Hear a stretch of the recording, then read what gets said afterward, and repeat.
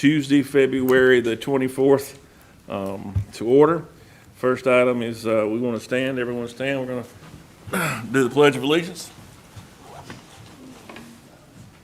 I pledge allegiance to the flag of the United States of America and to the republic for which it stands, one nation, under God, indivisible, with liberty and justice for all. Let's remain standing, please. Mr. Davis is going to the invocation. Let's pray, please. Our Father, Lord, we thank you so much for the many blessings you bestowed upon us today, Lord.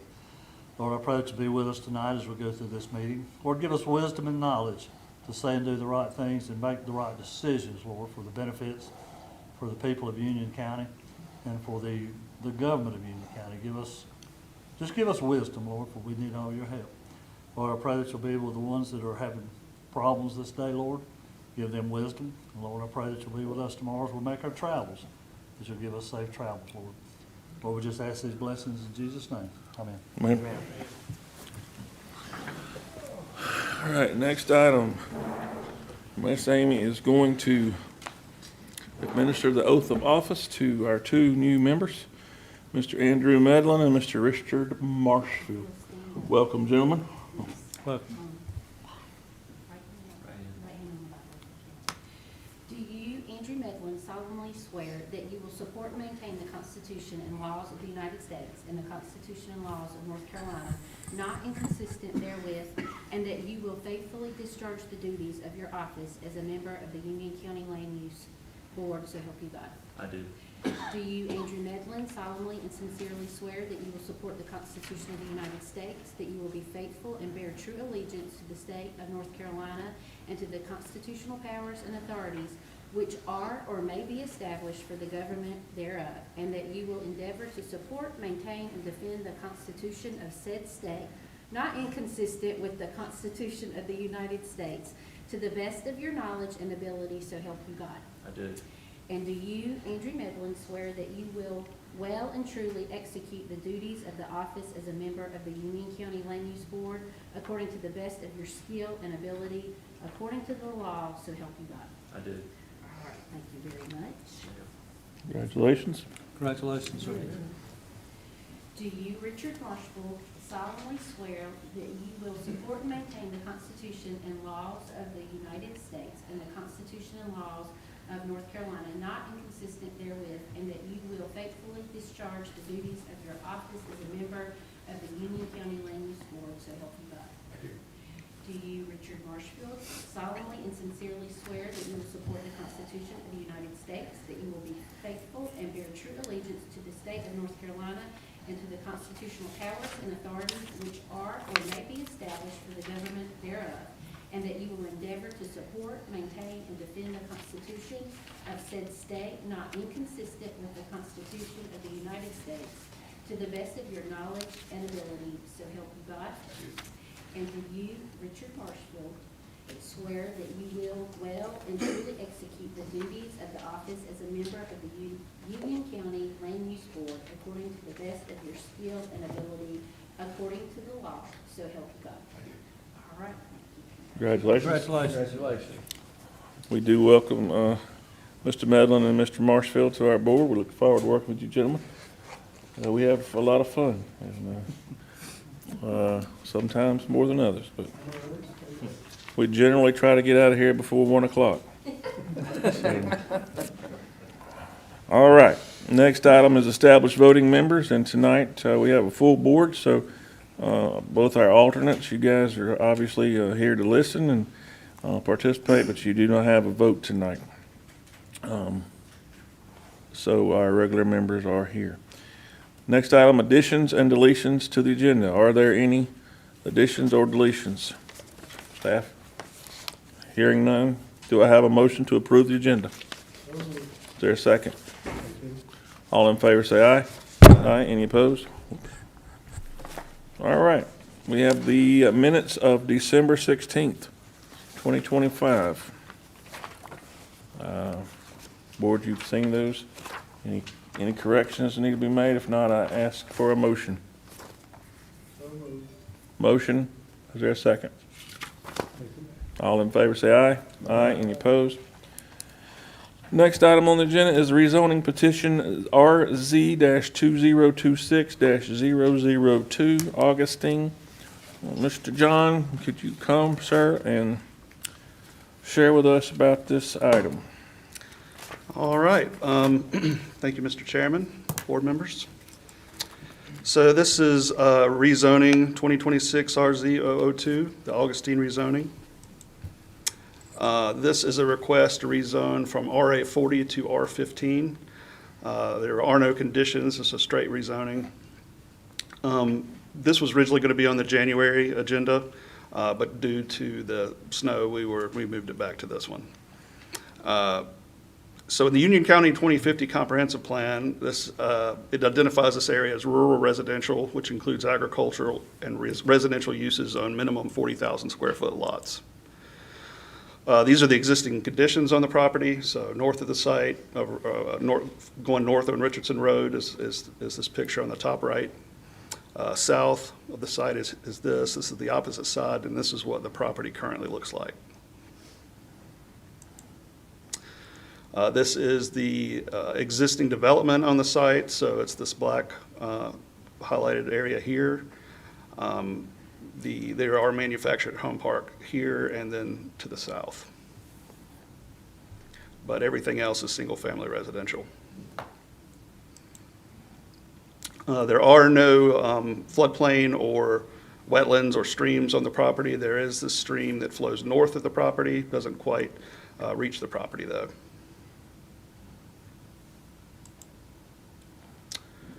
So the property is identified here in blue. You have two districts that are not at the RA40 along Richardson Road. It's these additional R8 districts. These were originally floating districts that were utilized for manufactured home parks. You're not allowed to use these anymore. It's actually a master plan development that you would use now. So that doesn't exist as an option anymore. But they do exist along the road. The average daily trip is 500 along Richardson Road.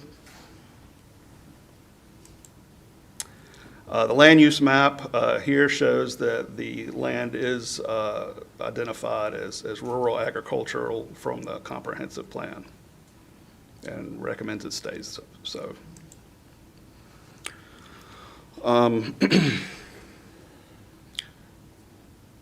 Public water and sewer are not available to the site. Originally, in the packet for January, I had listed that they would need to get a septic permit and a well permit. I didn't know that it already had one, so they have had the septic and well permits completed through environmental health for that property, and those are in your packet.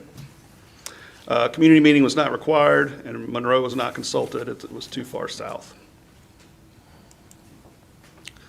So the negatives of the proposal: the property is within a single-family residential district. Actually, I have these backwards, I'm sorry. Negatives are at the bottom here. The density and land use proposed is inconsistent with the plan as the subject property is within a rural residential district within the plan. Rural residential districts generally contemplate residential uses with a development density of 1 unit per acre. Rezoning smaller lot sizes can set a precedent for future rezoning requests. Larger lot zoning requirements in rural areas partially exist to ensure lots will provide adequate spacing between water and septic areas. Again, it does have its water and septic or well and septic.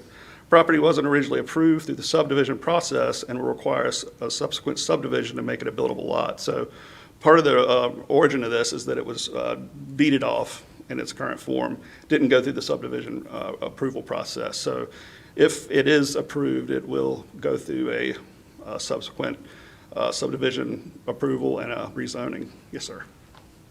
You said there's already a well and a septic tank on this property?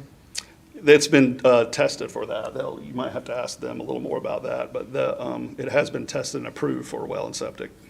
Okay, so there hadn't been anything on this property beforehand. Okay. There is a septic on the property. Ma'am, Oh, okay. And there used to be a mobile home on there. That's why it was broken off and deeded off. It's actually listed in the tax records as residential other, which I haven't actually heard of a good Okay, classification. that's fine, we'll get into that later. Yeah, That was my- But But yes, if there ma'am. was, then there's a septic existing. There's a septic, yes. Right.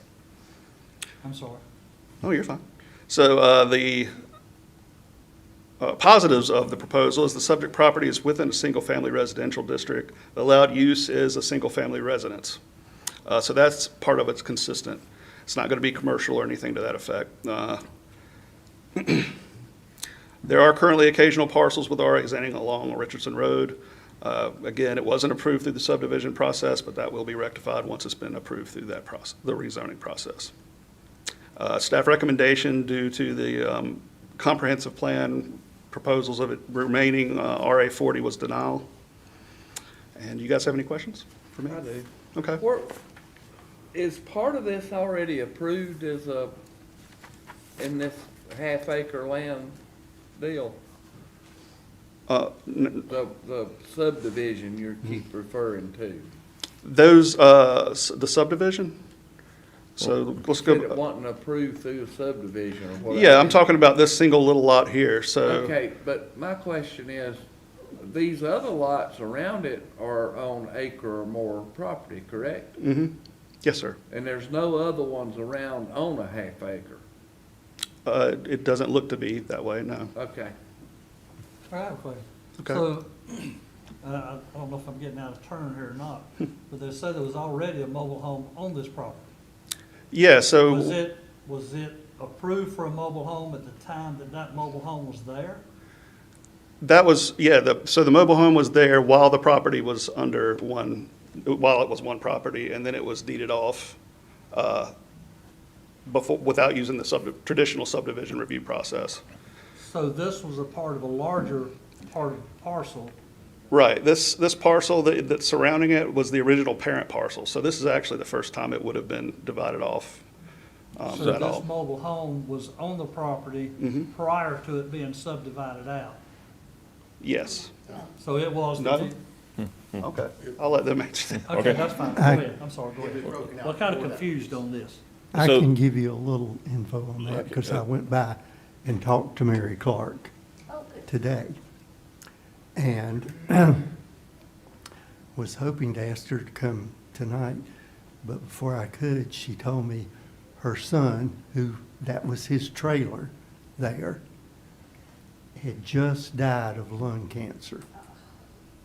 Now, who is the Mary Clark you're speaking of? She owns the original property. Okay, okay. She is an older woman, and again, that's what she said. That was where her son was. And she needed to sell some for whatever reason. She said the son, her granddaughter, would get all the insurance and stuff from her son's death. And she wants a neighbor there since she's old and by herself. And so I wanted to share that information since she could not be here. Okay. Yeah, and I apologize for getting the timeline on that wrong. I had assumed because it was subdivided off like that, there had been, the manufactured home came first because typically we wouldn't have permitted that on that size lot. Excuse me, but it's not a manufactured home. The picture on the parcel here is across the road from there. The house she's in is a brick house. Right, there was originally a manufactured home on this smaller Oh, lot. okay. Yeah. What was the original parent parcel? Do we know? Yeah, it's Oh. this Just parcel that right right there, here. so it's it's. not a very large parcel. Right. Okay. So that 3814, that is a brick house there, is that right? The dot that's under your pointer, Correct. that is the brick house that she's living in. Okay, go ahead. All right. All right. Any other questions for John? Okay. All right, thank you. All right, with the petitioner, if y'all could come up, please.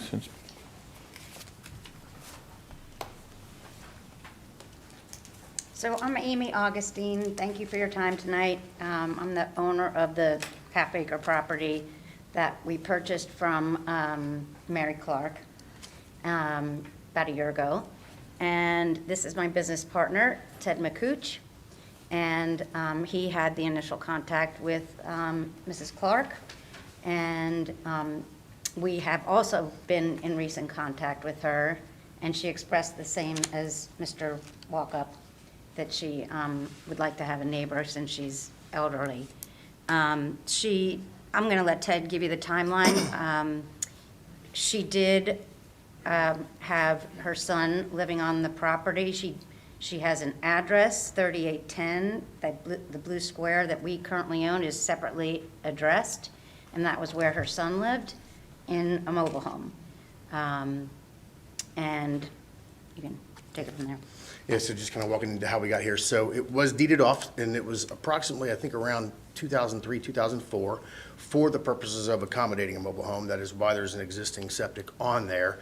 And so when we looked at purchasing this, she had reached out to us, and when I evaluated the property, as standard practice, I actually called Union County and just said, hey, what is the allowable uses? What are the setback requirements? All those things.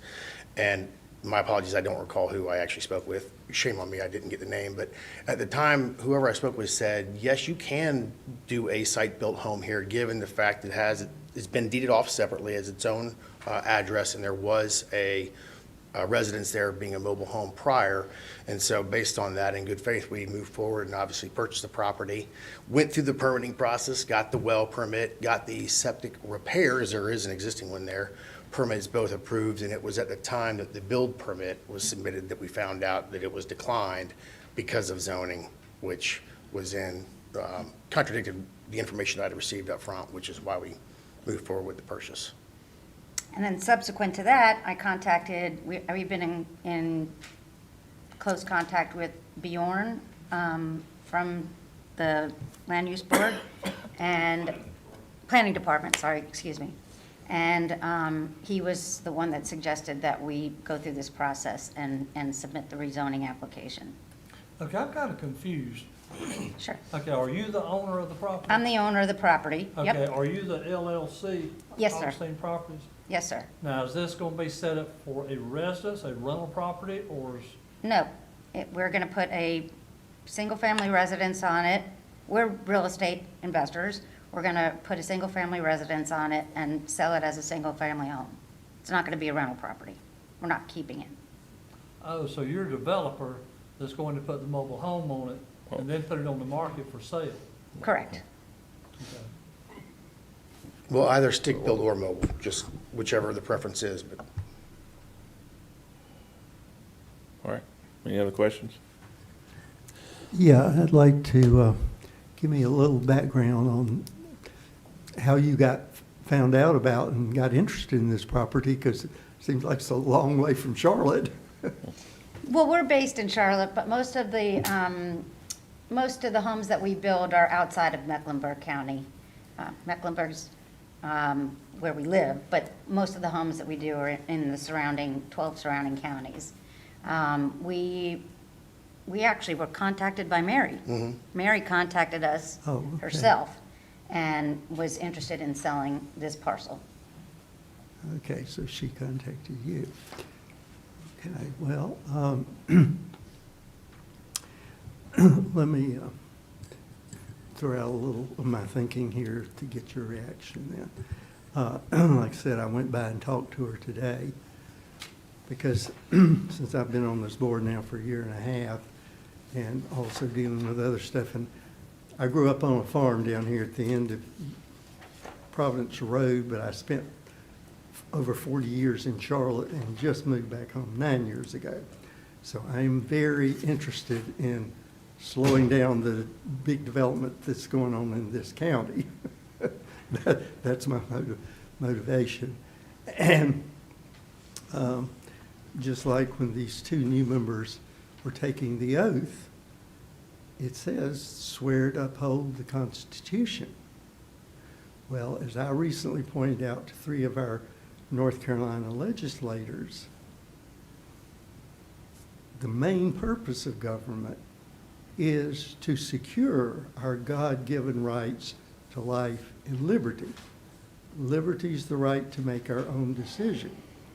But what I have seen, especially since coming on this board, is we got too many rules and regulations, and government is making decisions that citizens should be making. And I think that needs a big change. So in terms of this situation, I would ask then, since the staff has already recommended against it for their reason, because it might encourage similar things, my sense would be to say, yes, since talking to her today, she wants a neighbor there.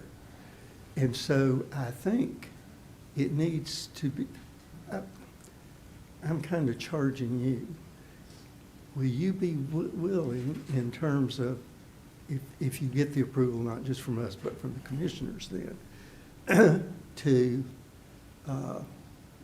have whatever potential buyers you have, actually talk to her and let her make the final decision? I don't, Certainly open to it. Yeah, be kind of difficult. we'd be open to that, Okay. if that's, Any other questions? Okay. I do just have to, Mr. Chair, After they're done. if you don't mind, I do just have to say that this is a straight rezoning. So whatever is discussed, that, you That- can't put a condition. There's no on- conditions, right, correct. On a straight rezoning. Yeah, exactly. I've got a concern. Yeah. You know, going back to the staff recommendation of rezoning this smaller lot size could set a precedent for future rezoning requests. So I think what staff is trying to say is that we need to be careful on approving this because it's going to open the door for a lot of smaller lots to be rezoned. Is that kind of what staff is saying? Yeah, I think when we make a recommendation, we're going by primarily the comprehensive plan. And so that comprehensive plan is rural residential, which is no more than 1 unit per acre. But what you can do as the land use board is take other things into consideration. So again, most of our recommendation is based on that comprehensive plan, but you know, if you hear something that may sway you one way or the other, that maybe, you know, well, maybe there's an opportunity to modify the comprehensive plan for this one particular property, because that's what would happen if it was approved. So you have the comprehensive plan, and then you have the facts that are presented at this level, which sounds like the mobile home, or the property, I think I heard you say 2003? it's been a single family Yeah. Yeah. usage since Before. 2003. So it was divided, when you create a property with a deed and you don't go through that review process, this would not have been approved in 2003. If it would have come through, none of us I wasn't even here in 2003. I've been here forever. But if this would have come through as a review, because it's less than an acre, it would not have been approved, because we would not have been able to approve it, because it should be 40,000 square feet. It went through a deed process. You can draw a deed and you can record that in the register of deeds, and it skips over us, and we run into it all the time. So I don't know how the mobile home got there. It sounds like somebody pulled a permit, and maybe somebody missed something, but do you know when that permit, the mobile home was removed? I don't know, removed, but I know it was placed there sometime like 2003 or 2004. That was why it was broken off. Right, so it sounds like it was broken off, and, It's not on the aerials from 2019. okay. So those are the factors to consider. So at some point, 2003 maybe, property was divided by a deed, didn't go through a review process, there's a mobile home placed out there. Sounds like there's a septic and a well. It's not consistent with the comp plan, but you could put a home out there, it sounds like. So those are the things that you probably want to weigh as Well, land use board. Basically, what's before us is, there's a piece of property that probably wasn't done right to begin with, or it wouldn't have been there. And then now we got somebody wanting to put basically out of our land use, what we're shooting for, totally different. And we're supposed to make it right for them just because somebody else put a well and septic tank on it the wrong way. Well, I've got mixed feelings on this. Okay, it goes back to the thing about the parents, grandparents giving descendants a land. If I had that property, if I had 5 acres there and I wanted to give my grandson a half acre to put a mobile home on, and that's all he could afford, then I think that needs to be considered. But on the other hand, we don't want to open it up to where you're gonna have 8 or 10 half-acre lots out there with somebody building something and come up with a division on it. I'm kind of torn between this. What do y'all think? Well, let me speak again, because my bottom line, final decisions should be made locally by the affected parties. Now, think about this. What if some business, we'll say, wanted to get an acre of land out in the countryside in a field and build a skyscraper there? And he sat down with the local community and they discussed it. And they decided, yeah, we'd like to have that. Why should government say you can't do that? Well, I think government's got to have some control over something in order to kind of keep things straight. But at the same time, we need to look out for, I say family. That's my biggest problem with this whole thing. Is if say there's 4 acres there, and this lady wanted to give her 2 grandchildren 2 more half-acre lots, would she be able to do that, or would she have to come back through the rezoning process again? So it'd have to come back through rezoning again. So it wouldn't open up the door to just a lot of half-acre lots going down through there, not being in a minor subdivision or a major subdivision. She just wanted to give them a couple lots. By doing this, is it gonna open that up, or is it still gonna control it, or it's gotta be rezoned? Still gotta come back though. It would have to come back to be rezoned again, wouldn't it? But- Man, I'm torn between this one. The other, I say being there's a mobile home, basically a mobile home park down below this, going up above it, basically. That this, I'm for it on this. My thing is, And they're zoned R8, to your point, Mr. well, Austin. if I could say something, Excuse my thing is, if this had been, drawn out last year as a half-acre lot, then I'd be like, but this is 23 years ago this was done. That's right. So it's not like somebody's trying to pull something over our, wool over our eyes. I think we're smart enough to see when that might happen. If somebody starts coming in here and all of a sudden we get all these people that's drawing up deeds for half-acre lots, no. But this is 23 years ago, and there was something already there, so I'm kind of with Derek on this. It's kind of, and what else are they gonna do with it? It's just, so, the other option is break out an acre. yeah, the other option, we have to go back to the lady and say, well, can you sell us another half acre? And then, We actually did that. Because we approached Mary. She has a reverse mortgage on the rest of her property. So she can't, she would be happy to sell us the rest of the can't, yeah. property. Well, And get the I have money for one it. question, the way her property, not your half acre, but the way this is drawn out, that is kind of weird. does she actually own property on both sides a little bit? Completely surrounding it. That's kind of Yes. weird. Yeah. That was a special draw now, wasn't it? Who that guy was, but anyway. Any other questions, any discussion? Well, again, when the members reference control, if government is going to exert control over local decision-making, it has to be justified somehow through the Constitution. Because again, government interfering in local decisions is infringement on our basic liberty. And All right. The main purpose of government is to secure that, not overrule it. All right, thank you, sir. Did anyone else sign up to speak? Okay. I didn't get to sign up to speak. Okay, hold on. Oh. To the other door, and I didn't get in. Okay, hold on just a second. So, nothing else for these folks? All right, thank y'all. Sir, if you just come up, there's a form you're gonna need to. Okay, you want to sign, yeah. Just need to state your name and My your. name is Thomas Perry. I got a letter to come here tonight, Okay, and I have the property next to this. okay.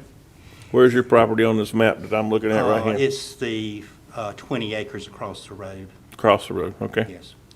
And the property that I have came as an English land grant, and it has been in the family all of these years, so I feel like I have a little bit of a right to say something. And if you guys have gone out, I'm sure some of you have had to get new wheel alignments and everything done because our roads are so great. I mean, every time we let more people come in, there are more cars on the road, and we do not have the infrastructure for it. And they have built those, I think, 12 houses out there on the corner of Griffith and Plyler Mill. Griffith and Richardson, excuse me. I'm old, I screw things up. And anyway, I feel like once they did that, the water table has dropped, and I don't have a well to water my animals anymore. And I have had a farm there. Well, the farm has been there since my parents and my grandparents, and they're several generations back too. So I feel like we would be setting a precedent. There's another tract of land that somebody's wanting to develop, and if we let them have put houses on half acre, that could possibly turn into something else, like you all are saying. And I'm sorry, but I'm one of the few people from Union County, and this used to be a beautiful place to live, and now it's overcrowded. And it makes me kind of glad that I don't have that much longer to live to see how screwed up it can get before it's done. I share that. And I'm glad you mentioned about the water situation, because I'm not saying exclude government. To me, government's role should be, when something like this comes up, again, that it should be, the final decision should be local. Government's role would be to provide all this information, like water situations, well, to provide that kind of information to them so they can make a wise decision, not decide for them.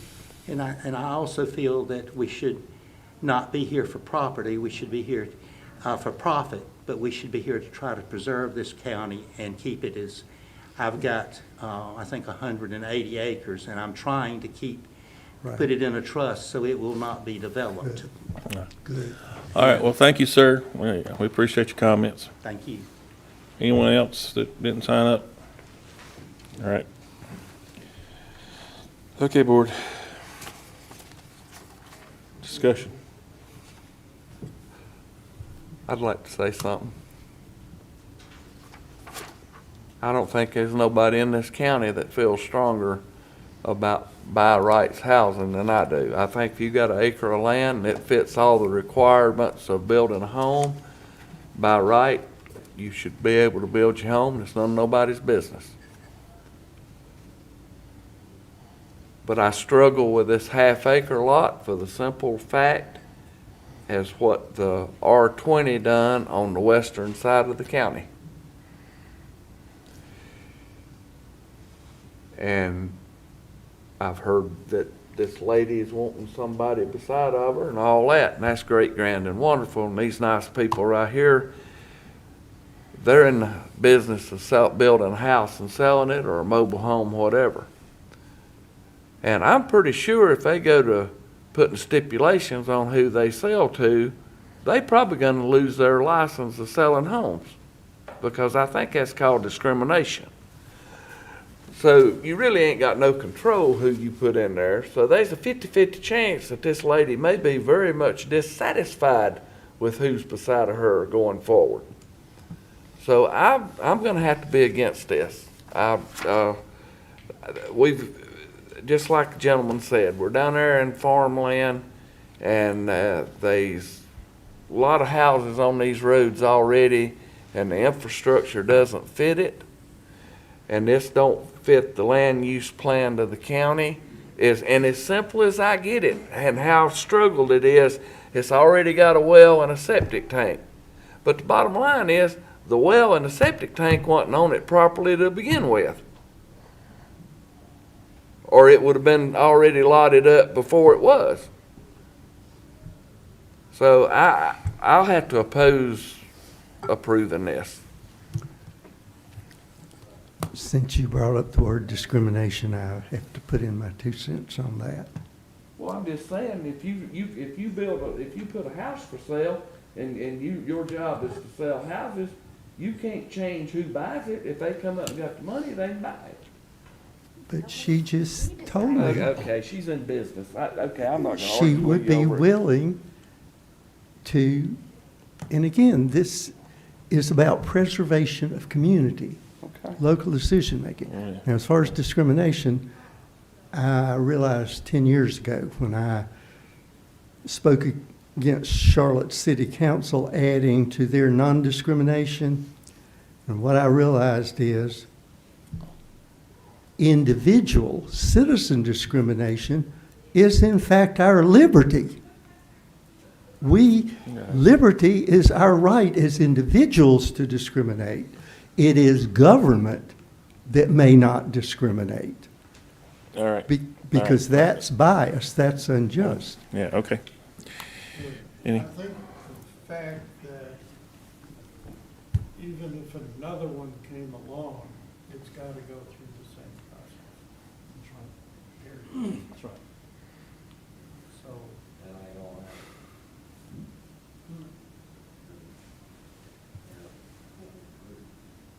yeah. All right. Hearing no other discussion, do I have a motion? I make a motion, we approve this. I'm gonna need to flip over to the little green, little yellow tab and read that.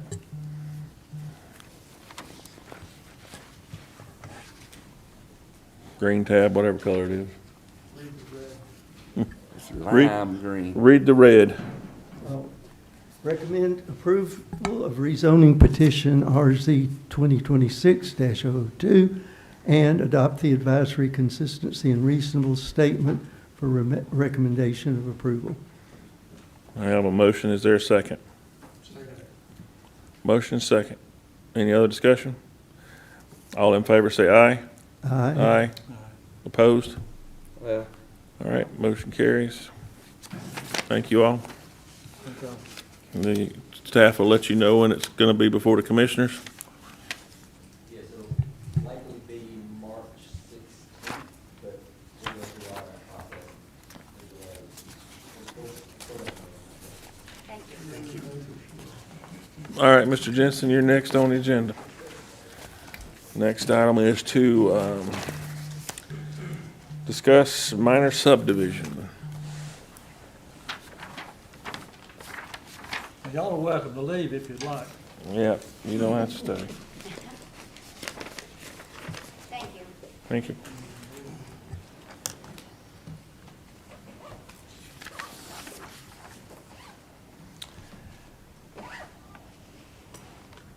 So as you know, your meeting in January was supposed to have an item, a text amendment on it regarding minor subdivisions and changing some things on that. But that kind of got put on the back burner for a little bit, and I think the board, and I'll get into their direction here in just a little bit, but kind of change things up and have kind of put it back in staff and the land use board's court to come up with some recommendations. So what I'd like to do is kind of go through some pertinent definitions that come from the ordinance and what some our definitions are, what some state definitions are that define what a subdivision is, because sometimes things look like a subdivision, but they may not be a subdivision.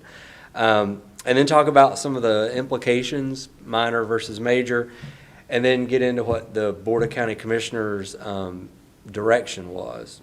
Luke, Mr. Jessup? Yes, sir. Are you just giving us information tonight? We're not to make a decision or anything? Is that correct? That's going to be my suggestion. You can certainly, you can do something different if you want to. But my suggestion for you tonight would be to digest some information, maybe have some discussion. I think there might be at least one person signed up to, I think two there's people two that signed up. Two. Take that information, digest it, and maybe come up with a strategy on how you want to tackle this. Because I don't feel like this is something you're going to get done in one meeting. I think you probably want to think about it, talk about it. You probably want to hear some input from some stakeholders that aren't just staff members. That would be my suggestion, but we'll kind of go through this and maybe talk about that a little bit when we get to the last little bullet here and when we talk about the direction the board gave us. So we'll start. This is from the ordinance. I'm not going to read all these words on the page because that's a lot of stuff to read, but essentially a subdivision is any time you divide a tract of land. So if you take a 5-acre lot, cut it into 2.5-acre lots, that's generally what constitutes a subdivision. The ordinance further breaks down subdivisions into 2 categories. Now, you don't have to do this. It's not statutory, but I'll be honest with you, most jurisdictions do it. You have a major and a minor. A minor is a subdivision that does not result in more than 8 lots being created out of a single tract since February 14th, 1978. If you'll recall, several months ago, we had a good discussion about resetting that date. And I'm going to talk about that in just a little bit. But right now, that's still what that date is. And then a major subdivision is anything other than a minor subdivision. So if you're doing more than 8 lots, then that's a major subdivision. What is a tract? Because if you see here, it references a single tract, but it also references lots. This definition represents tract, so I wanted you to understand what that was. A tract and a lot are interchangeable, so they are essentially the same thing. And that's the definition from our UDO. What is a lot? So you saw a tract was a lot, so this is the definition of a lot. A lot of words on this one too. Essentially this says it's a land whose boundaries have been established by some legal instrument. And then there's a highlighted part that I thought was important for you to see.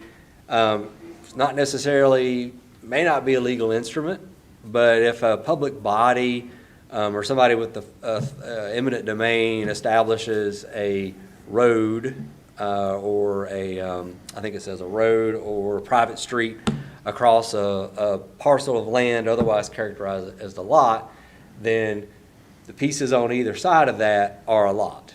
So again, think back to that discussion we had about the February 14th, 1978. And I'm sorry, I know there's 2 of you that are new and you have no idea what I'm talking about with the February 14th, 1978 rule, but I promise I'll get into it in just a minute.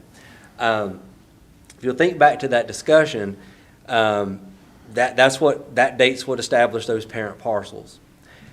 If you have a road that bisects one of those properties, then you essentially have 2 parent parcels on either side of that tract. So that's kind of, I wanted to highlight that just so that made some sense, because there's a lot of words there, but that's basically what that means. Mr. Jensen? Yes, sir. What if that road doesn't go all the way to the back of the property? And It has to bisect the property, so it has to cut it in half. Okay. Yep. This is another kind of nuance to a subdivision. So this is under the review and approval section of the ordinance, and this is talking about the minor subdivision what it can be used for. So it's used for land divisions that aren't more than 8 lots. So if you're going from 1 to 8 lots, it's minor subdivision, or if you build any kind of infrastructure. So if you build a new street, water line, sewer line, any kind of infrastructure, then that automatically tips it into a major subdivision. So that's another little nuance to that sort of difference between a major and a minor. If there's still only 8 lots, If you have 3 lots and let's say you're building a road to get back to 3 lots, then it's a major subdivision. These are some exemptions. So these are generally, I don't think there's any in here that are not, but these are generally going to be state exemptions. So these are mandated by Chapter 160D in the North Carolina General Statutes. So you can't change any of these. These are set by North Carolina legislature. If you're taking land and you're combining it together or recombining it together, that makes sense. That's not a subdivision. You're taking 2 lots and putting them together. That's not a subdivision. Doesn't go through any kind of review process really with us. If you're taking, anytime you're cutting out land and the resultant lot is at least 10 acres, that's not a subdivision. So if you've got 100 acres and you want to divide and create 10-acre lots, I mean, you're dividing property, but by state rules, that's not a subdivision that's subject to any kind of review or approval process. If you acquire land for a new road, or say CSX wants to build a new rail line somewhere, or, trails, greenways, water projects, stuff like that, that's not a subdivision. So if you go out and buy a piece of property from somebody and you buy it to build a road, that division's not considered a subdivision. A division of a tract of land in single ownership is no more than 3 lots if the tract is no greater than 2 acres, no right-of-way dedication is involved, and the resulting lots meet or exceed the minimum lot size regulations of the ordinance. That's not considered a subdivision. However, that third section there, C, we still have to look at it because it says it has to meet or exceed the minimum lot size regulations of the ordinance. So it still has to meet whatever that zoning minimum lot size is. So it still has to come through and we still have to look at it. Cemetery plots, if you're dividing land out into cemetery plots, that's not a division. 6 and 3 are kind of the same. I'm not sure why there's 2. They call those out separately, but they're kind of the same. So is 7. And then the division of a tract that are in accordance with a will. So if you want to give somebody property through a will, that's not considered a subdivision. I will point out, though, that there's other development rules that come into play sometimes. So this applies to subdivisions. This isn't about building a house or anything like that. This is dividing property. So again, those are the 8 exemptions that we have in the UDO. I'm pretty sure all 8 of those are dictated by state law. And then I want to talk about what are the implications? What does it mean to have a minor subdivision versus a major subdivision? So a minor subdivision is a 1-step review process. Surveyor generally is going to upload a plat into our review system. Send our jurisdiction, it's going to go to 3 different agencies for review: us, Public Works, and Environmental Health. Every once in a while, you might get somebody else, but that's pretty rare. It's one-step final plat. We're going to review it. Once it's approved, it's approved. We sign off on it. It gets recorded in the Register of Deeds, and that becomes a lot. And there is a one-time fee associated with that. I think it's like $35. Major subdivisions, you can see it's much more involved. There's a sketch plan. And really before that, there's kind of a pre-app meeting where usually a developer will come in and sit down and kind of talk to not just us, but we invite the Union County Water. All the departments come in and sit down, and we kind of go through what the process is. And they submit a sketch plan. Then you get into the preliminary plan. Those are your construction documents. That's actually the big step of what, that's really the crux of what we were reviewing. Once those construction documents are approved, it gives the developer the right to go out and start building any infrastructure they might be looking to build, whether that's roads, water, and sewer. It also triggers some vesting provisions, which is like if the ordinance section changes after that's approved, you can't retroactively apply that to that approved development. And then you're going to get into some final plats and performance guarantees. Usually if it's a big subdivision, there might be multiple final plats, phase 1, phase 2, phase 3. And for each of those phases, there's generally a performance guarantee, which is essentially developer putting up money or a bond or something like that for the infrastructure they're building. So if they're building a road, we're generally going to require some kind of bond when they plat that to ensure that it's built properly and accepted by whatever agency is going to take that over. And then major subdivisions usually have to meet one or more of these standards depending on the type and exactly what they're doing, whereas minor subdivisions don't have to meet a lot of these requirements. So street trees, sidewalks, stormwater, open space standards, traffic impact requirements, and some endangered species protections. Minor subdivisions don't have to meet any of those standards. They can just, again, it's just that one-step approval. And then, again, I put this slide in here because at the last week's meeting, the board directed us to bring back potential changes to how the minor subdivision process works. So that's why we're having this discussion tonight, because obviously you're heavily involved in any of those changes that are recommended to the board. And again, my recommendation would be, if you want to have a discussion tonight, that's fine. But you might just want to take this information, digest it, but think about how you may want to make those changes and how you want to involve people. Do you want to hear, from outside stakeholders on, do you want to involve outside stakeholders in the process, get their opinions? Again, I wouldn't recommend you come back with a recommendation tonight. That's going to be a lot of work, and I think you probably want to think about it a little bit further. And I'll be quiet and answer any questions you've got. I have one. Yes, sir. I know the number on the minor subdivision has been pushed, talked around. I think last Monday I heard 5, maybe the number 5. All that. Okay.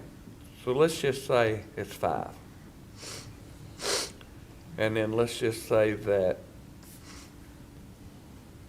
somebody's got enough land to build 10. And it goes to a major subdivision. I guess my question is, by putting numbers on it,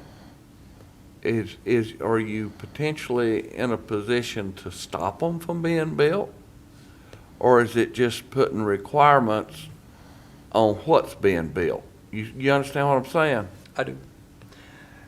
I would say generally, you're not necessarily you're not stopping development. I mean, if you have the acreage to build a certain number of lots, you can achieve that either through the minor subdivision, if you go over that, whatever that threshold is, then you're just going to go into a major subdivision. You're going to have to meet the requirements there. So just from an administrative process, no, you can still do it. Now, whether or not the added cost, or I can't get into that. I'm not an economist. Well, I mean, as well as I do, added cost goes toward the homeowner. Sure. So, I mean, the way I view it is, and I appreciate everybody's different view on it, but right now it's at 8.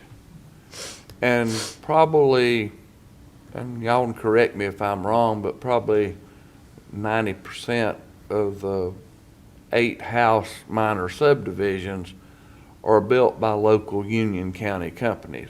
Would that be fair to say? Probably want to do some research, but I would say that's Pretty close. probably correct, yeah. And I mean, not many of the local Union County developers build 600 home developments. I don't think. Might have one or two. No, that's not what I, remember what I I would say said. The- most. The Yeah. local Yeah. Union County developers, not, never mind, Yeah. watch my mouth. Anyway, all I'm thinking is, it really and truly, in my opinion, you're not gonna stop growth. I mean, the bottom line is, everybody wants to talk about preserving farmland.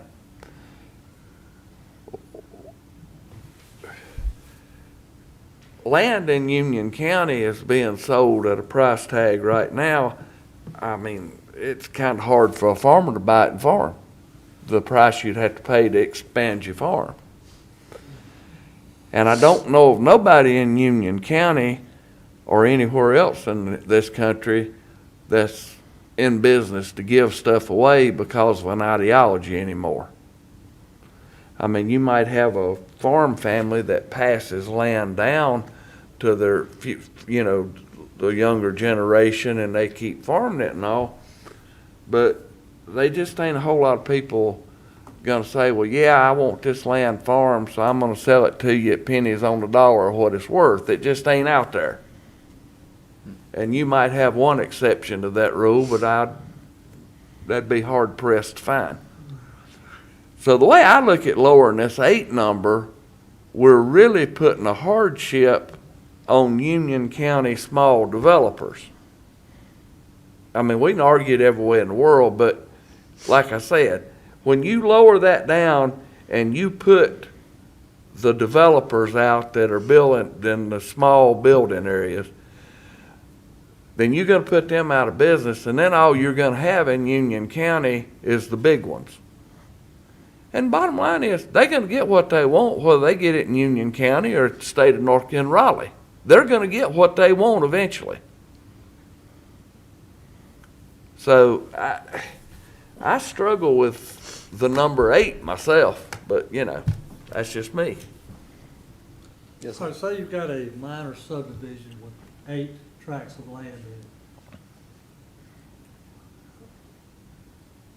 The size of the lots I'm trying to figure what tract of land do you start valuing 8 houses to be a minor subdivision? Do you take 50 acres, you take 5 acres? R40 is 40,000 square foot per house. So is that the square footage you go by in a minor subdivision? Well, it depends on the zoning district. So you're going to start with whatever the piece of property is that developer's bought.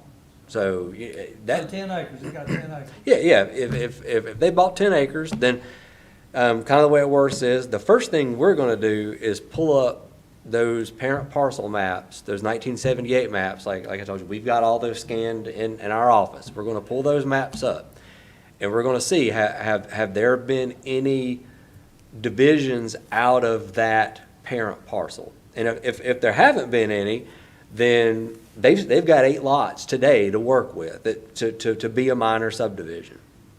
And then yes, you get into the development rules, because sometimes just because you've got 10 acres doesn't mean you can get 10 40,000 square foot lots. There's a lot of pieces of property out there that have some kind of strange nuances to them. They might be 10 acres, but they only have 60 feet of road frontage. And at that point, you're really limited on what you can do, because you might have to actually build a road just to get 8 or 9 lots, which at that point, you're already in a major subdivision anyway. But you're looking at zoning, so it's not just 40,000 square foot. That's an RA40 and R40. If you're in R20, then you're looking at 20,000 square foot lots. You're looking at road frontage. So and that's based on the zoning district too. So if you're RA40, it's 120 feet. If it's RA20, 110. I think it's 110.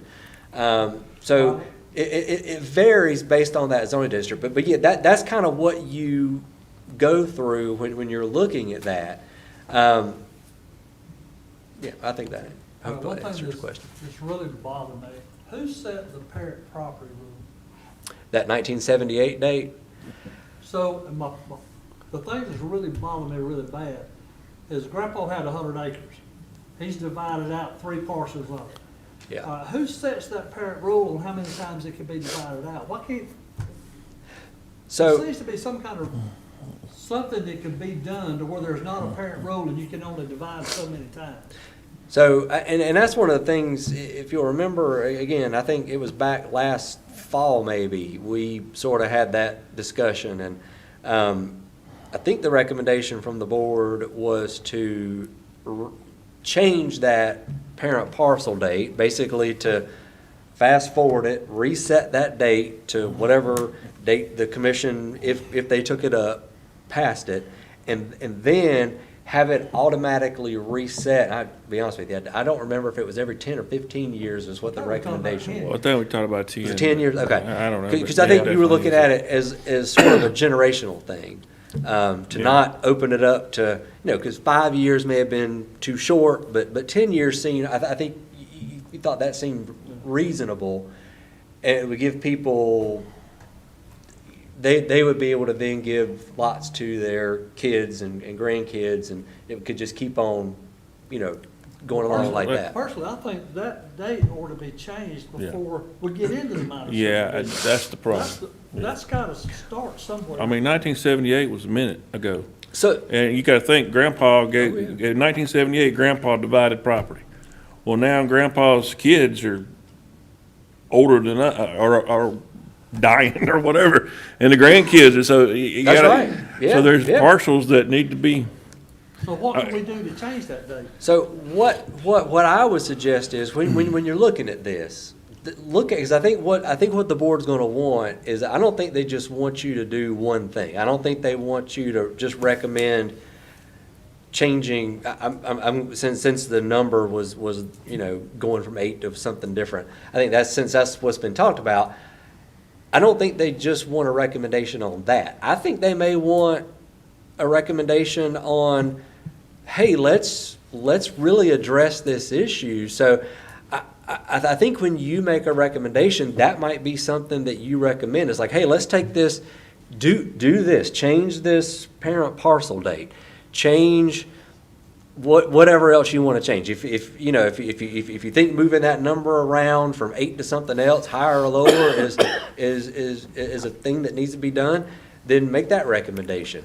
You could look at some of those definitions, and maybe modify some things there. You could look at, I had another one and it slipped my mind. But you could look at a number of different things involved in the minor subdivision process, and you can make a handful of recommendations to them. You can say, well, this, we've studied this, we've researched it, and this is what we think is the best solution. And the other one I was thinking about, there's jurisdictions that do it, and I know Stanley County does it. It's hard to regulate. But there's other places that do it. John's probably seen it in some jurisdictions he's worked in. A lot of places have what they call a family subdivision rule, which is essentially, everybody kind of does it different. It defines what a family is. It can be like, a dad giving a lot to a kid or a grandkid. And then it sets a time period, usually that person that gets that lot has to own it. Now that sounds simple, but when it comes to, making sure that people are following that's the hard part. But I don't want to take that off the table, because that is something that a lot of jurisdictions do. So I think when you're thinking through these things, maybe if you can kind of tell me what you want to see, we can bring you back any information you want to see, and we'll have a month to kind of research it, so we can put some research behind it and say, well, again, if you think the family subdivision might be something you want to look at, I can go out and grab ordinances from other jurisdictions, bring them back. I'll talk to their staff, hey, what are the pros and cons? What have you run into? We can research what other jurisdictions, which we've already done a lot of this, what their number is, you know, between a major and a minor. So we can bring that information back if that's what you want. I think the family has got a lot of priority to it. That's definitely something that needs to come back. Okay. But what I'm understanding is, if we go back to the 10-year rule rather than the 1978, then the subdivisions of the parcels will change back again. Right. Is that correct? Mhm. Yeah, So that was started all over again. correct. So that's definitely something that needs to be looked at. Okay. The family parcel and the 10-year deal, I'd like to recommend that the Okay. staff would do that Okay. and get us started on it. Okay. I think for me, it would be good to see what other areas are doing too.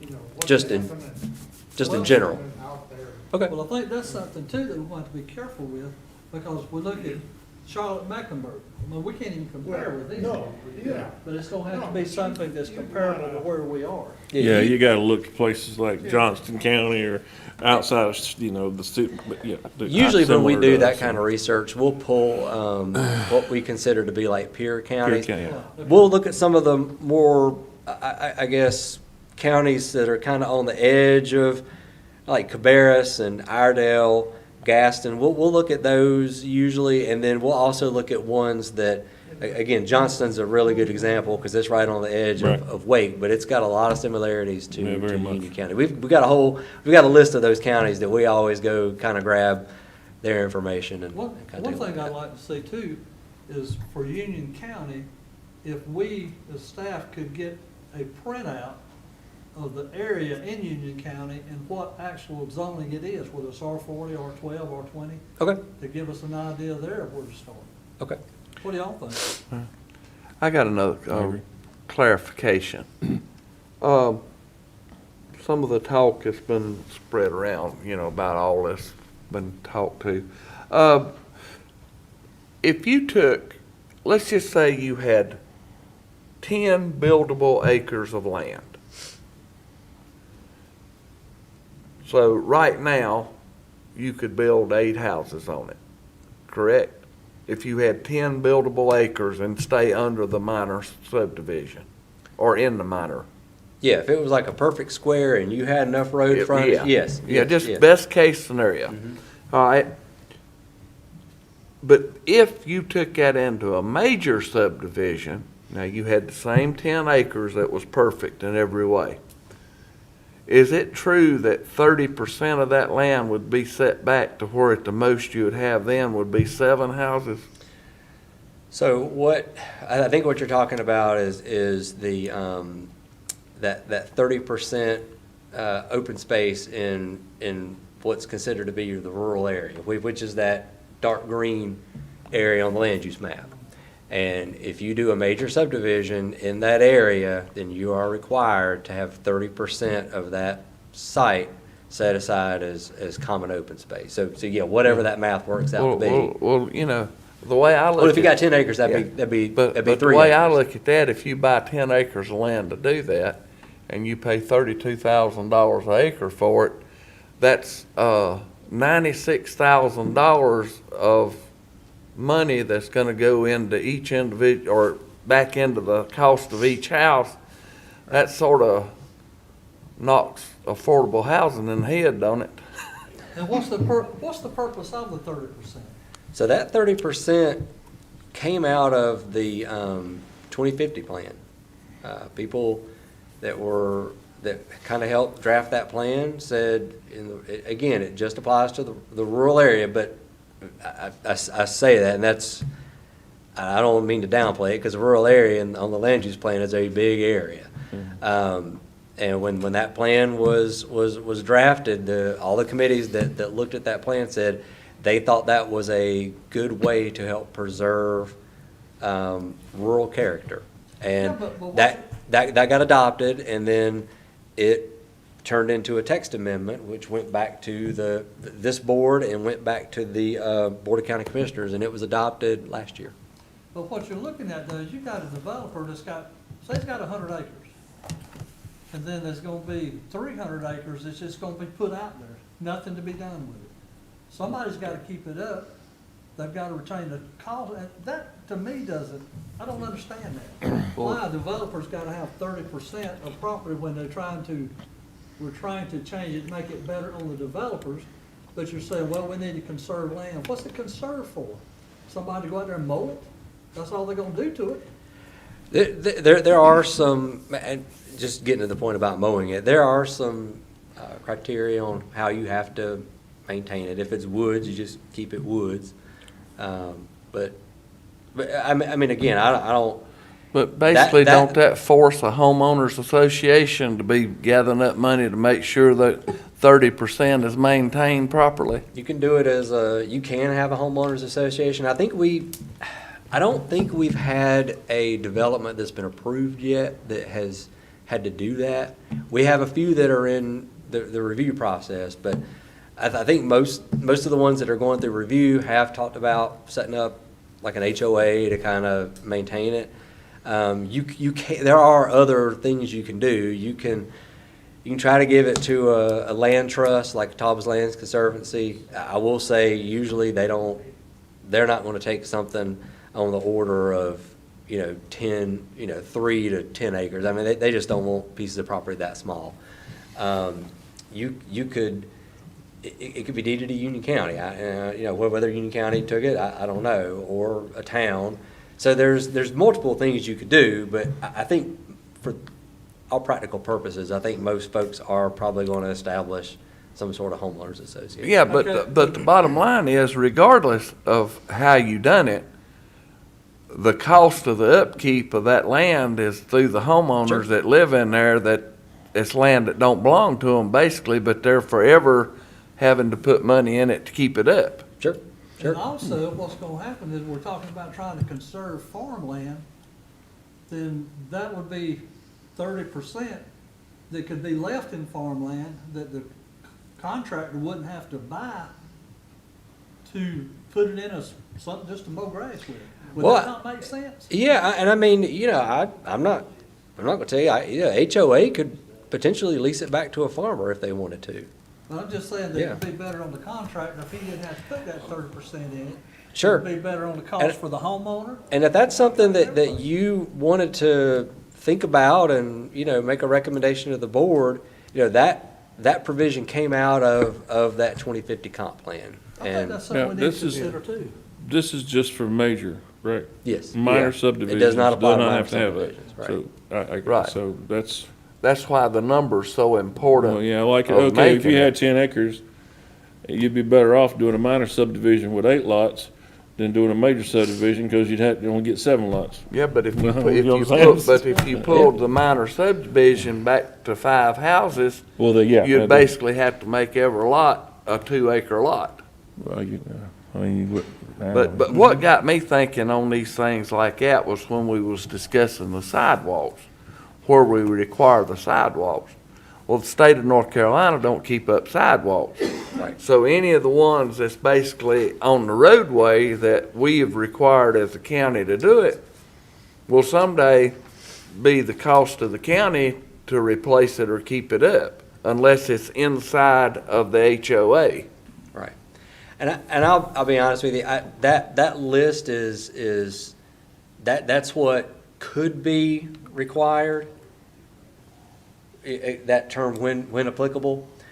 For the most part, in that, again, we're not talking about just the rural area here, but that's the vast majority of what we are talking about, because that's what the county is. And that's some research I could bring back so you could see. For the most part, we don't require sidewalks in very many places. There are some places that we do require sidewalks, but the vast majority of the rural area, you don't have to build sidewalks, regardless of whether it's a major or minor subdivision. Sunflower seeds or not too. Well, I guess my thing is, it's like, we got 2 groups here that are apparently not, I don't know where they stand, but the builders obviously want more lots, and the farmers want more farmland, and I think we need to get those 2 groups together maybe at somehow, and I mean, we talked to the builders last time we had them, and then I don't think we invited the farmers, and maybe we need to get everybody's position. I know we got some farmers on here and stuff, but, well, yeah. Yeah, Allen's board came back with, that's where this came from, I think, right? From the Rural Land Use Board, so, I guess we need to see, because these are smart people, except for Derek, but, I'm kidding. I would like to recommend. I love you, buddy. I love you. Look at that 30%. Well, yeah. And see if it could be reduced or something, because then that would give more farmland that they wouldn't have to put into subdevelopment, and that would be the 30% that the contractors wouldn't have to charge for. And I think it'd be a better deal on everybody. So we could bring, we could bring that back. Yeah, if you would, I'd appreciate that. Yeah, I mean, I think we really need to look at all of it, but this minor thing, it's the hot issue now.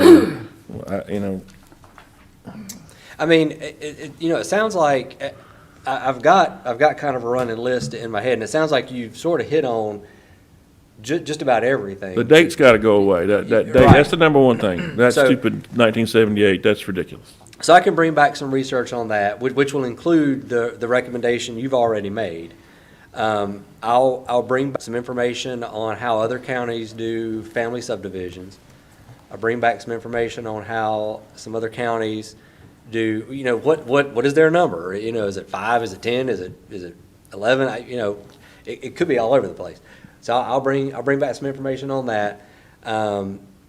We can talk about the 30%, so I'll have information there, and we can talk about that. And then it sounds like at some point, maybe after you've had a chance to sort of go through all that, we may actually want to consider doing maybe a work session with, I think so. maybe not in a formal, board meeting like this, but do a special meeting where we have a work session with Stakeholders. and have the farmers and the developers and builders and probably just regular citizens too come and give Well, I their want to feedback. clarify something on that too.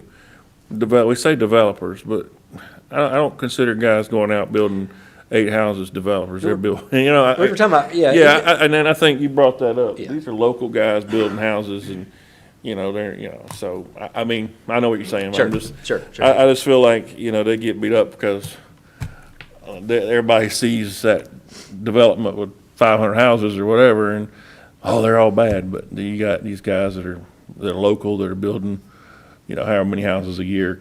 They're building less houses a year than some of these guys are building in a couple weeks. So, but anyway, yeah.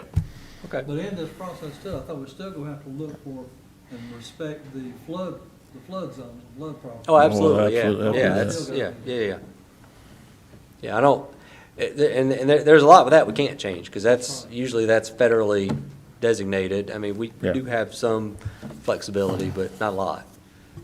Well, what they've experienced in Indian Trail over there with building houses in the flood zone, getting that some of it needs to be more strict than it is.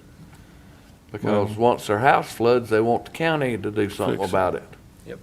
Well, and that, you bring up another point. A tremendous amount of our development is in city limits. And Absolutely. we have absolutely no control over that. It is true, whatever you do does not Right, I impact, mean, with impact the on exception of Hemby Bridge, because they've adopted our ordinance, but that's it. Everybody else has their own set of rules and And I regulations. get so frustrated, I see people talk about Union County's out of control. It's like, no, it's not. Indian Trail's out of control. Waxhaw's out of control. Union County's not out of control. All right, any other questions for Lee? If not, we have 2 folks who've signed up to speak. Michelle Evans, if you would come up, allow you to speak today. Thank you, Mr. Jensen, appreciate that. Yes, sir, thank you. Very good job. Here? Yeah, you're fine. Okay.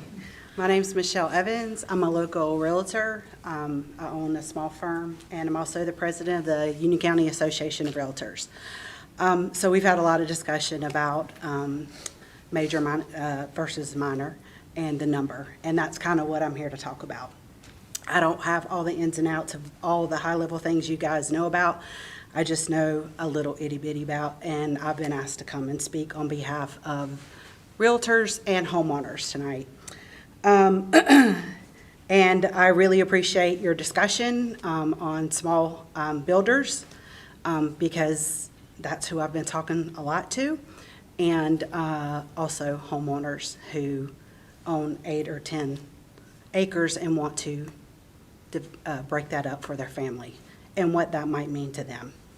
So I just have done a little bit of research, and I hope that my numbers are sort of right. But first, I think we're on the same page. We're just trying to grow smartly here in Union County, and we want to be a part of that, and we want to do it responsibly and fairly. And I don't want any of these decisions to negatively affect not only homeowners, but home affordability. I deal with that almost every day with affordability. And some of what you're talking about directly affects affordability. I'm sure you can put those dots together.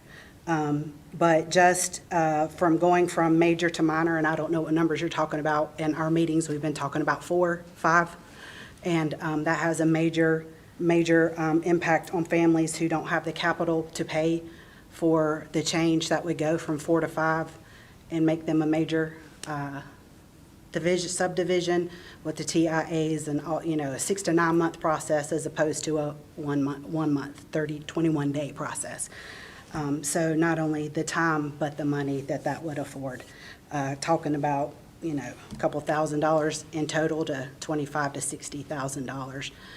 So that piece right there alone goes to the affordability piece for homeowners and first-time home buyers in our county.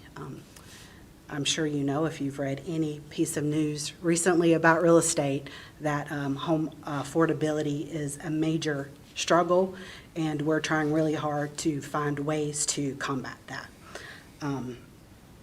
That's the reason I'm here tonight. And also, I think it was Mr. Davis who was talking about just basic fairness with the family, putting these rules on a family, a grandfather who wants to give some land to 8 of his children and or grandchildren. If you change that number, that's going to have a major impact on how that will land with them and what they can do with that land. And there's a lot of families that would be impacted that would fall into this category. And then I think just thinking practically, I think by the numbers that we've gathered, at least 25% of the recommendations from minor to major, if you went from 4 or 5, that it would be at least 25% of the petitions would change. And just staffing alone, that could also cause a problem in the pipeline. So that's something to be considered. I do want to offer one solution that one of my leaders in the state level passed along to me for just some consideration. In Chatham County, and Chatham County is a small county to the west of Raleigh. They're about 85,000 population, and it's very rural, but they're having a lot of growth. And the realtors there are dealing with some of these same kinds, and city county leaders are having the same kinds of growth issues that we are here. And what they decided to do was have an aggregation rule.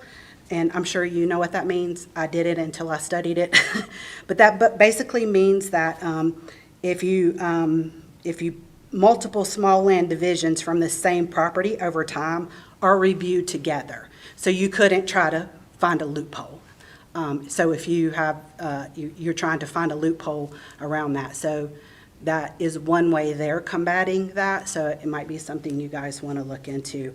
When we talked to them, they said that rule has really worked well for them. They're smaller than us, but they are like Union County in a lot of ways. So I just wanted to bring to your attention that we're interested, that we care, and that we're here to help. If you have questions, we're trying to do a really good job of understanding what's going on in our county and how it affects not only homeowners, but home affordability. And I think this has to be considered when you consider this. Absolutely. Thank you, man. I think, I would- I think one of the biggest things you hit there was the home affordability. Yeah. Yep. For the young people trying to get started. They can't do Yeah, it. because they can't do it unless they're, unless mom and daddy got a lot of money to pass them to them.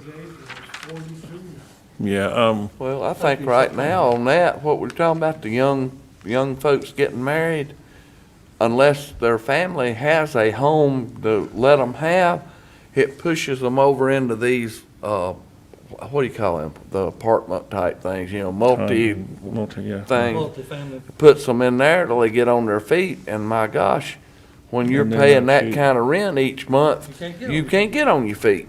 My grandson's going through the same thing right now, and he can't afford, he's fixing to get married. They don't know what they're gonna do. I saw an apartment on some social media in Ballantyne, $6,600 a month. I was like, a month? Where am I? Nope. I don't know where you're working, but, yeah, so, as Mr. Jensen said, we're probably gonna be doing like a work session, so we definitely invite the realtors to be a part of that, because you guys are Right, thank you for your. stakeholders as well. All right, Mr. Ryan McGee, sir.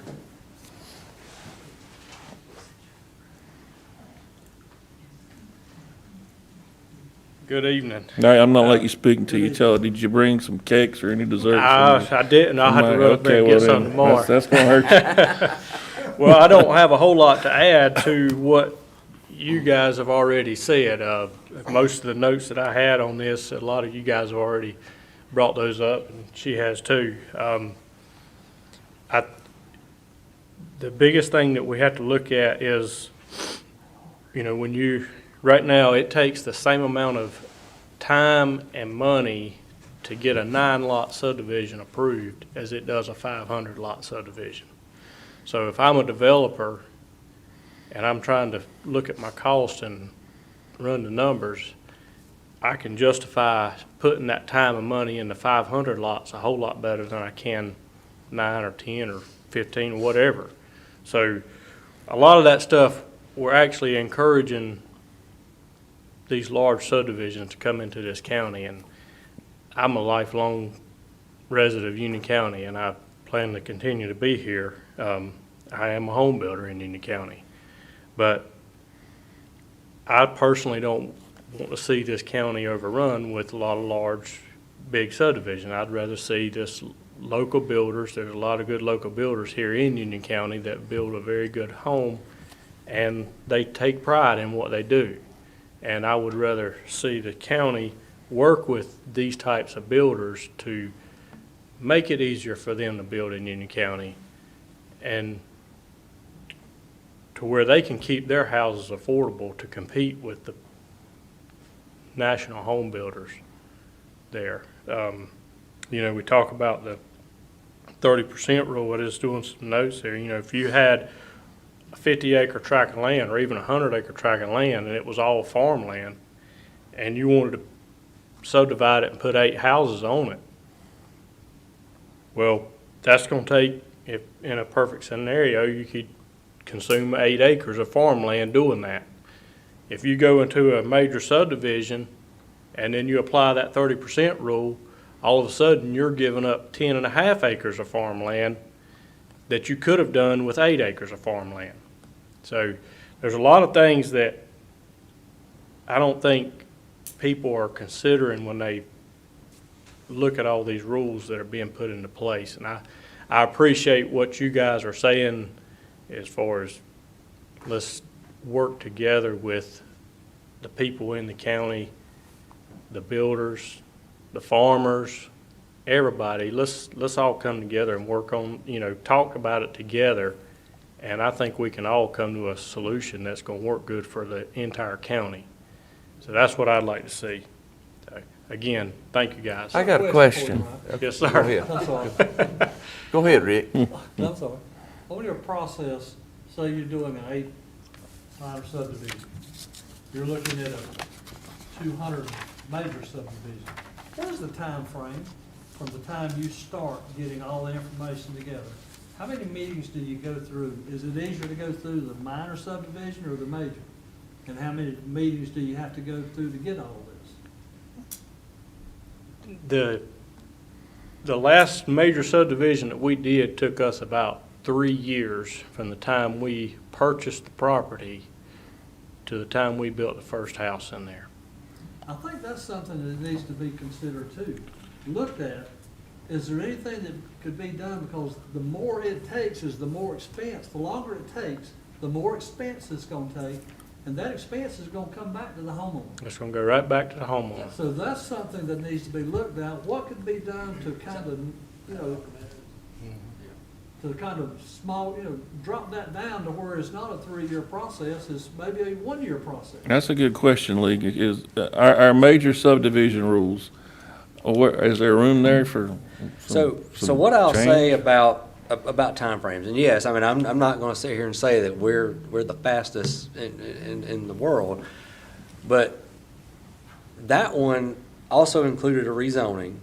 So a lot of times you don't have a rezoning associated with a major subdivision. So that Piper Meadows, and that started with a rezoning request. Where's that located? That's on, it's at the corner of Newtown and, Potter. Road. Oh, that's where the one Yeah. that former county commissioner opposed that one, but he supported the 55-plus community to Yeah. put 1,000 out. Oh, yeah. Yeah. Yeah, that's good. And then. I won't go there. And the other thing that you gotta think about is the review cycle. So a lot of times what'll happen on that is we'll give comments, and then those comments have to be addressed by an engineer. And sometimes we get good feedback, sometimes those comments get addressed. A lot of times we'll go through several iterations of comments going unaddressed or things not aligning quite right. And we'll say, well, you didn't answer these questions, and, you can't, there might be something wrong, maybe the lot, you messed up on a lot size over here. This lot's supposed to be bigger than what you got shown. So that all adds into that total timeline. So when we're talking about overall timelines, that's a hard number to kind of get at. What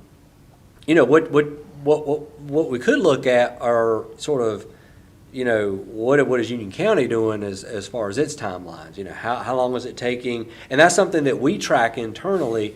We look at how long our review times are, and we have thresholds that we have to meet.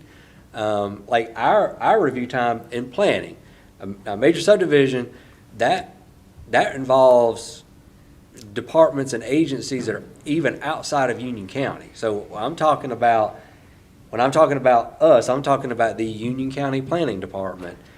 Our project review time that we strive to meet each year is 3 days. Okay. And I'm not saying on each individual one we may, hit 3 days, but, when you take all of our projects and add them together, we're coming in about 2.8 days per review. But with all these other But- situations you were talking about. But you have other agencies. So you've got Union County Water, you've got internal people, you got Union County Water, you have stormwater. And then you've got outside folks, so, like NCDOT and North Carolina DEQ. So you've got a number of varying agencies that are reviewing these things. So when we talk about timeline, just understand, you don't have control over a lot of the state agencies that are looking at this. Probably don't have may not have a ton of control over some of the internal, Union County Water and people like that. And you don't have control over the engineering firms that's doing this work. Would better communication help to improve that? I mean, Between agencies? for the most part, we do a technical review committee each month where we sit down with every agency that is involved in a review. And John can probably speak to that. I don't know, John, you? I've worked in a lot of local governments, and there's more communication here between agencies and groups than there hasn't been any other. Okay. I've worked in a lot of places. Okay. Lee, Just curious. would it be possible, I'm just throwing this out there, if it's R40, right, and that's what we're talking about primarily, we'd have to rezone it if we're going for something smaller. Right. So it's a house an acre, right? Mhm. So is there some way we could streamline the process if it was a subdivision with one house on an acre, where maybe we could get rid of some of the red tape or something? And because these guys are building houses on an acre, not 4 houses on an acre. I Yeah. mean, there's a big difference between that. Is there something we could change in the ordinance maybe that would help them out and cut some things? We could take a look at the development ordinance just to see what's in there. I mean, honestly, it sort of internally does, and I'll be completely transparent. I think, I hope Brian agrees with this, that as far as the planning department, which is planning and stormwater, our biggest hiccup is gonna be stormwater, and that's mainly because it's one guy. I've got one person that's doing stormwater review, and right now, what would you say Brian's workflow is? Probably about 25, 30 projects. It's a lot. Sound like it needs some help.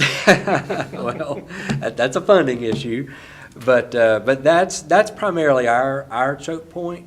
You know, I'll tell you just from some things I've heard at the state level, I think it's either I want to say it's DEQ.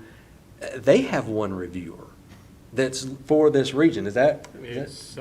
They did it one time, but. Yeah, they may have hired some they're- people by they're- now. So they get backed up as well. So whatever we do is only gonna impact that much when you've got some other folks that are involved. Luckily, this guy will usually call me and tell me if if something's taking too long. So they leading into a great job of working to try to work through things, and he mentioned outside forces such as the engineers. You're close to the mic.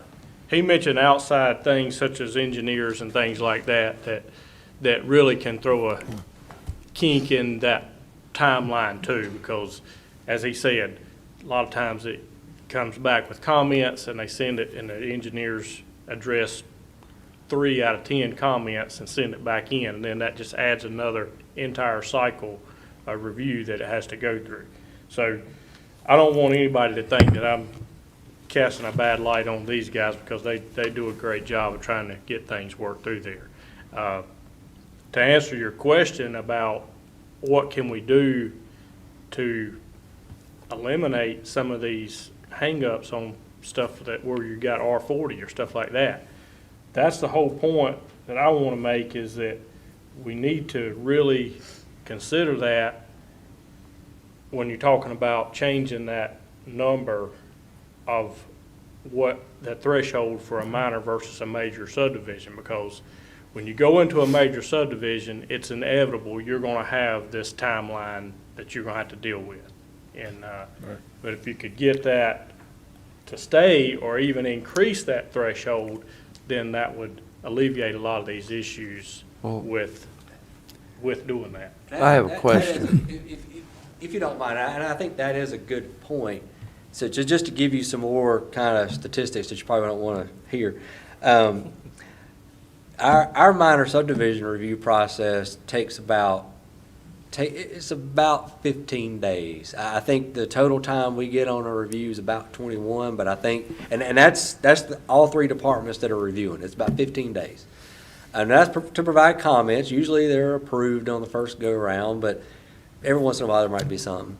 But a major subdivision, because you've got a pre-app, a sketch, a preliminary, you got a bunch of final plats, it may take you, even if you have a perfect submittal every time, just because of all the agencies involved in that review, it's probably going to take you a minimum of 9 months just to get through the process.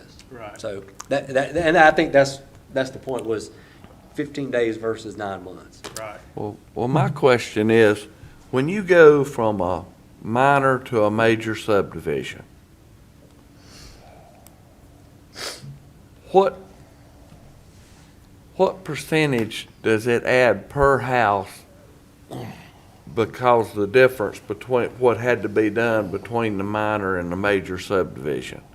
There's got to be a percentage number that it increases it because you have to do more stuff. Are you talking about cost? Yeah.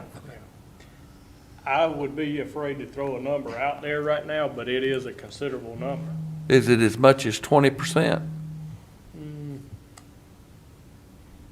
I wouldn't say it would be that much. I would think more along the lines of 10 to 15, but I may be wrong on that. It may be closer to 20. That might be when we have one of our get-togethers. Right. If you could kind of look at that, because Here's the bottom line. You build a house. Don't matter where you build it. At the bottom, at the end of the day, this family lives in this one, another one lives here, another one lives here. And all their main concern is to make their payments and keep their house and raise their family. And I would love to be able to take any undue expense. I know there's some in there that's in there you gotta have runoff and all that. I'm not talking about that. I'm talking about some of the undue expense, if we could find it, to help lower the cost per house, to help them, especially the young couples coming up. And not only lower the cost of the house, but every dollar saved on the front end is a dollar that can be put into building a nicer home. For the True. same cost. Absolutely. Right. Lee, question, just crazy question, but I don't know. I know we got minor and we got major. Is there a possibility of a junior high in the middle? It is. Did I give you that paperwork when we were talking with you, some of you guys back several months ago? I had put together some stuff, and I don't remember if I gave you a copy of it or not. That all kind of got shut down before we could really reconvene, but I think that's a great point. I actually had put together some stuff on that I feel like that we need to look at. Right. I feel like there might be a middle ground for certain instances where they could. So I'll have to give Jim, even though he's not here and he retired, I have to give Jim a little bit of credit. So he actually, at one point, we just never were able to sort of put any kind of text amendment together because of our workload. But at one time, Jim had the idea of what he called, for lack of a better term, he called it a major minor. Mm-hmm. So it was almost like if you were doing 10 lots, but all you were doing was road frontage, it was a little bit more detailed of a review beyond a minor, but not as much as a major. Yeah, that was. Yeah, that's why I'm going at, like, where, if it's an acre lot, then you can have more lots, but, as long as you're, maybe set some stipulations where. Yeah, I think Jim's thought process was if you're not building a road, there's no water or sewer, if it's well and septic lots and it's a, road frontage situation. He must have stole that. Me and him were on the same page. Okay. I had some of the same kind of Yeah, stuff. let's look at that. Okay. Don't y'all agree? Something something else, it's because you're going from 8 to 1,000. Yeah, That's a big gap there. Maybe there's a. Yeah, Mr. Ryan, let me get your opinion based on what's the discussion going on.